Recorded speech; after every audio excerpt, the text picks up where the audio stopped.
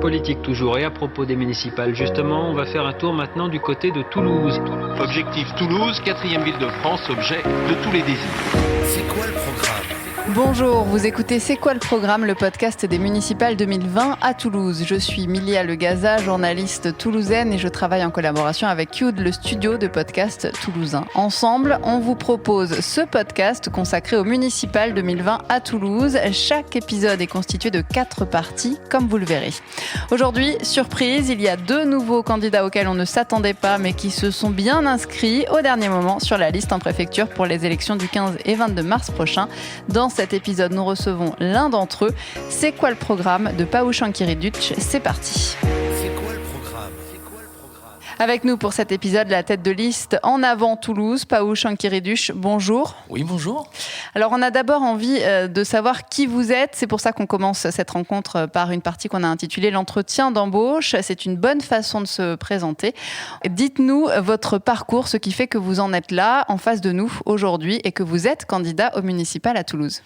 Oui, déjà, merci de me recevoir vraiment au sein de votre radio. Vraiment, c'est un plaisir de parler avec vous et parler vraiment, en fait, à nos Toulousains qui nous écoutent. J'espère beaucoup, bien sûr.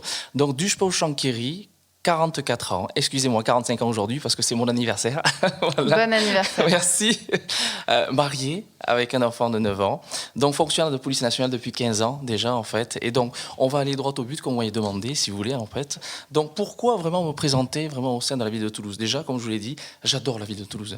J'ai étudié, j'ai vécu et par la suite j'ai travaillé à Toulouse. Et Toulouse, c'est une ville pour moi qui est superbe sur le fait qu'il y a vraiment cette diversité franco-français, franco-italien, franco-espagnol, franco-algérien, franco-cambodgien, franco-chinois. Et la diversité pour nous, c'est un plus. Hein. Alors justement, puisqu'on est dans les plus, quelles sont vos qualités pour ce poste ? Alors, en fait, être représentant de la ville en tant que maire, c'est pas simplement faire que des travaux.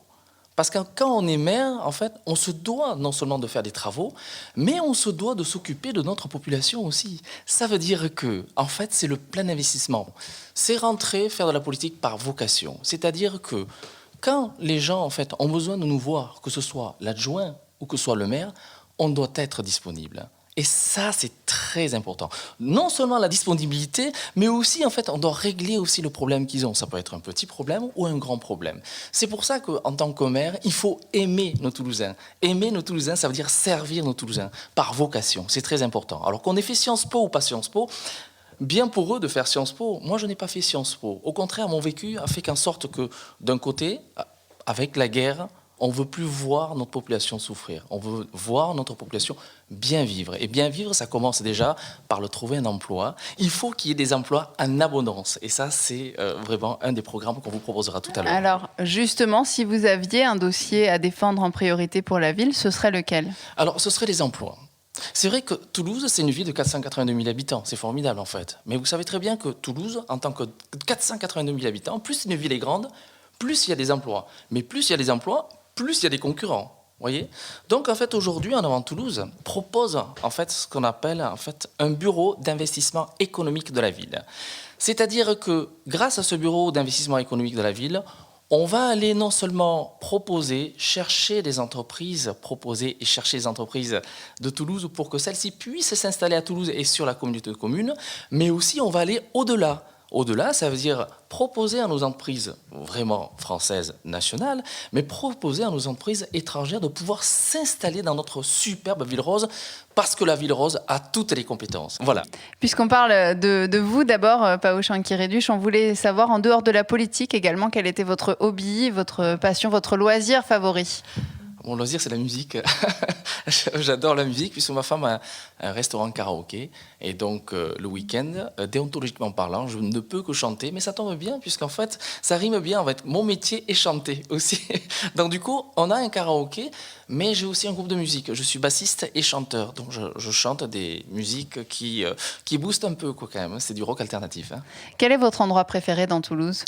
Alors, il y en a plusieurs. Il y a le jardin japonais, auquel je me retrouve avec un aspect vraiment qu'on appelle la zénitude, être zen. Voilà. Mais il y a aussi le jardin des plantes, où vraiment c'est un peu plus atypiquement européen de chez nous, en fait. Hein. Ça, c'est le deuxième endroit, quoi.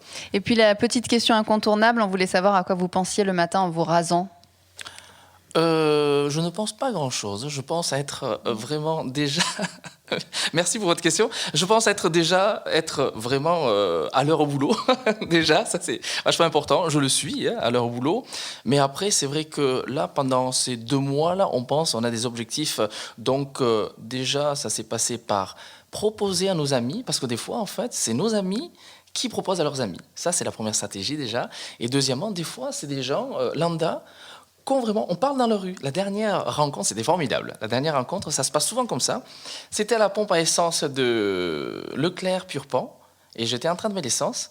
Et donc, j'ai parlé un petit peu, et par la suite, elle m'a dit oui le lendemain. Et ça, je trouve ça formidable, quoi. Je pense qu'on n'a pas besoin vraiment de parler beaucoup pour faire de la politique. C'est être sincère et c'est être naturel que de proposer vraiment les projets au respect de notre population pour qu'il accepte, qu'il le valide ou pas. Parce que, en fait, il faut savoir quelque chose, c'est que notre population, la population de Toulouse, nos Toulousaines sont des rois et sont des reines. C'est eux qui doivent décider et c'est eux qui vont gagner. Merci pour cette petite présentation. On va maintenant entrer dans le vif du sujet. On va passer à la partie questions de Toulousains. C'est donc la deuxième partie. Les Toulousains ont des questions pour vous. On les écoute. Vous allez devoir y répondre, Pao Chanquereduche. Oui, bonjour, Lilian de Toulouse, du quartier Faubourg-Bonnefoy. J'avais une question pour le futur maire. Que fera-t-il pour désengorger la ville en général et la rocade en particulier, surtout si l'on considère que Toulouse est une des villes de France qui compte chaque année le plus grand nombre de néo-entrants. Merci pour votre réponse. Oui, avec plaisir pour votre question. Donc, c'est vraiment avec plaisir de répondre à votre question. Déjà, en fait, la priorité première, comme vous l'avez dit, c'est la rocade. Nous souhaitons vraiment faire du bien à Toulouse. Faire le bien à Toulouse, ça veut dire faire du bien à nos Toulousains. Déjà, à commencer par se réveiller. Quand on se réveille, quand on va au boulot, excusez-moi du terme, on a des bouchons. Pour pas dire d'autres mots, on a des bouchons. Une fois qu'on va au travail, qu'on revient, on a des bouchons. Et là, donc, ça procure un stress énorme, quoi. Et donc, nous, notre priorité, c'est de s'occuper avant tout de notre rocade. Notre rocade, c'est le périphérique. Mais en même temps, les débranchements et les embranchements. On a vu à peu près avec notre groupe que si, en fait, on allait rajouter d'autres voies en plus et rajouter des débranchements et les embranchements, ça allait nous coûter en termes de prix entre 600 millions et 1 milliard. C'est vraiment, en fait, une projection en gros, en fait, déjà. Hein. Après, c'est vrai que par rapport à votre question, moi, c'est ça que je veux faire. C'est ça qu'on veut faire directement. C'est désengorger vraiment en priorité, vraiment, ce périphérique, vraiment qui s'engorge de plus en plus parce que Toulouse, on sait très bien que c'est une ville attrayante et que d'un côté, chaque année, plus de monde arrive et donc plus de monde vraiment aussi à gérer. Ceci étant dit, donc c'est notre priorité, vraiment le désengorgement par l'agrandissement, je vous le répète encore une fois, l'agrandissement de notre périphérique intérieur-extérieur avec la veine centrale qui va bien sûr à Colomiers, vraiment, sur la descente, quoi, et par la suite les débranchements et les embranchements. On a une deuxième question pour vous. Bonjour, Moïse du quartier des Minimes. Ma question pour le prochain dirigeant de la ville de Toulouse serait de savoir ce qui a été prévu pour conserver un peu d'espace vert dans notre ville, étant donné qu'il y a de plus en plus de constructions quand même dans tous les quartiers, dans toute la ville de Toulouse, et du coup au détriment de la nature et notre ville qui devient de moins en moins verte. Donc est-ce qu'il y a quelque chose de prévu dans vos programmes ? Merci. Oui, merci pour votre question posée. Vraiment, oui, notre programme, en fait, on veut une ville écologique, propre et verte. Alors, je vais commencer par le vert. C'est vrai que là, quand je circule à Toulouse, etc., au-delà des bouchons, à l'intérieur, notre ville rose est rose au-dessus grâce aux lumières la nuit. Mais le jour, en fait, exactement, c'est un peu la grisaille, en fait. Donc, du coup, notre programme, c'est un programme sur la diversité. Ça veut dire que Toulouse doit représenter, en termes d'écologie, d'espace nature, vraiment, le vert qui représente la diversité. C'est pas vraiment cher. À chaque fois, ce qu'on fait, on le propose à notre population, si elle valide ou pas. Ça s'appelle un mini-référendum, exactement. Voilà. Mais en fait, notre projet, c'est de projet un peu plus de vert. On aimerait vraiment, en fait, mettre un peu plus de pelouse, un peu plus de bancs, un peu plus aussi d'arbres. Mais ces arbres sont des arbres qu'on appelle, en fait, des palmiers, pour avoir une certaine originalité de Toulouse sur la diversité. Ces palmiers-là coïncident avec un espace de pelouse vert. Et je pense que ça fera la beauté de Toulouse, entre autres des villes fleuries, mais aussi donc, plus de vert, donc des pelouses, plus aussi d'arbres, mais pourquoi pas des palmiers qu'on propose vraiment à la ville de Toulouse pour la diversité. On passe à la question suivante. Bénédicte du quartier Saint-Cyprien. En fait, j'ai une question pour le futur ou la future maire de Toulouse. Tous les matins, quand je vais au travail, je croise des gens qui dorment dans des conditions complètement aberrantes. Donc, j'aurais voulu savoir s'il y avait quelque chose de prévu pour tous ces gens et qu'on ne voit plus ça dans nos quartiers, ni dans le mien, ni dans les autres d'ailleurs de la ville, en 2020. Merci beaucoup. Oui, merci pour votre question en fait. Là, vraiment, on est en 2020. Vous savez, madame ou mademoiselle, là d'où je viens, exactement, ça s'appelle le Cambodge. On a, dans notre famille, et moi-même, assez souffert, excusez-moi, de la misère. Et comme je l'ai dit tout à l'heure, quand on a vécu la mort, directement ou indirectement, on veut le bien de notre population. Le bien de notre population commence déjà par se dire « il est comme nous, il est composé d'une tête, de 2 bras et de 2 jambes ». Si cette personne-là est dans la rue, c'est qu'il y a eu un problème. Je pense que, très honnêtement, on a un programme en fait, dans notre flyer, c'est les associations. Je pense qu'on va financer encore plus les associations qui vont permettre de recueillir ces gens-là et de faire en sorte que ces gens-là puissent justement s'intégrer dans la vie actuelle, dans la société d'aujourd'hui. Et il est inacceptable que Toulouse, pour le prochain maire, voit d'un côté nos SDF dehors, surtout dans les conditions pareilles en plein hiver. Même s'il n'y a pas la neige, il fait quand même froid. Donc c'est quand même un danger au niveau de la santé pour ces personnes-là. Humainement parlant, c'est l'être humain qui sera au cœur du dispositif de notre projet humain, exactement. Et je pense que, franchement, il mérite la chance de réussir comme tous les autres. Merci, on passe à la question suivante. Bonjour, Nicolas de Toulouse. Je trouve que c'est très compliqué de vivre ensemble aujourd'hui à Toulouse, entre l'insécurité et les incivilités.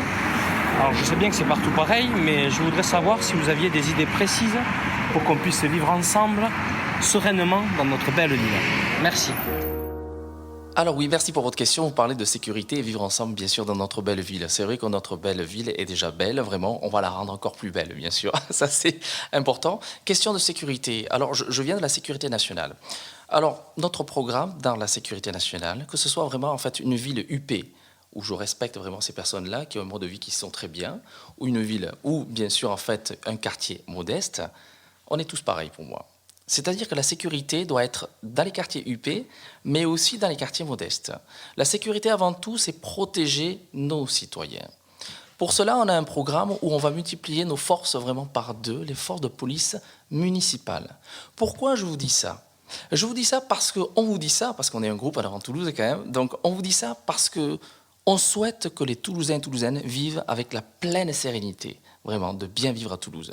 C'est-à-dire qu'à 3h du matin, voire 3h05 du matin, quand ils sortent d'un endroit pour aller à un autre, à pied ou pas, ils doivent se sentir en sécurité.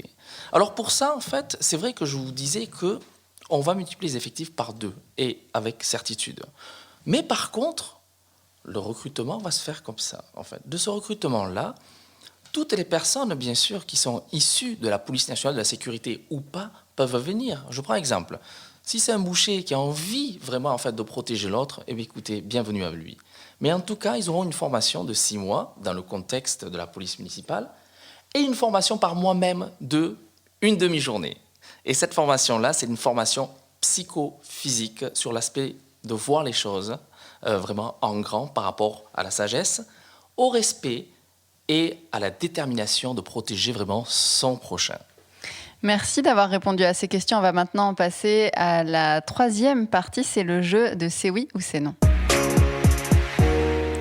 Ça ne vous aura pas échappé, la règle du jeu est dans le titre, comme son nom l'indique. Vous n'allez pouvoir répondre que par oui ou par non. Vous avez quand même 2 jokers. Vous êtes prêts ? Oui. Il y a une 12aine de questions.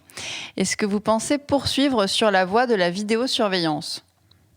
Oui. Le téléphérique entre Rangueil et Loncopole verra-t-il le jour ? Pourquoi pas ? La LGV Toulouse-Bordeaux sera-t-elle mise en service au cours du prochain mandat ? Joker. Est-ce que vous êtes favorable au port du voile dans les lieux publics ? Joker. Allez-vous établir la gratuité dans les cantines des écoles primaires pour les plus modestes ? Oui.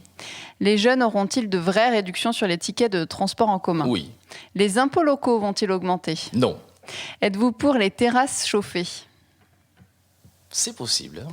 La tour Matabio va-t-elle sortir de terre? Joker. Allez-vous revoir à la baisse l'heure de fermeture des bars toulousains? Joker. Êtes-vous pour la piétonisation de la rue de Metz? Oui. Connaissez-vous le prix d'un ticket de métro à Toulouse? Oui. Connaissez-vous le prix d'une baguette de pain? Oui. Est-ce que vous pensez que le Stade Toulousain va être champion de France cette année? Ah, je l'espère, vraiment, de tout cœur. Est-ce que vous avez déjà assisté à un concert au bikini? Non. Est-ce que vous êtes déjà allé bronzer sur les berges de la Garonne? Non. Merci Pao Chankiri-Duche de vous être prêté à ce petit jeu de c'est oui ou c'est non. Le podcast touche à sa fin. Merci d'avoir été avec nous. Je rappelle, Pao Chankiri-Duche, que vous êtes le candidat de la liste En Avant Toulouse pour les municipales toulousaines, des élections qui vont avoir lieu le 15 et le 22 mars prochain. Vous briguez donc un mandat de 6 ans à la mairie de Toulouse. Et dans ce podcast, on a décidé de laisser le mot de la fin à notre invité. On va d'ailleurs se quitter là-dessus, sur ce mot de la fin, Pao Chankiri-Duche. Si vous deviez définir Toulouse en un mot, un seul. Un seul mot, simplement? Oui. D'accord. Waouh.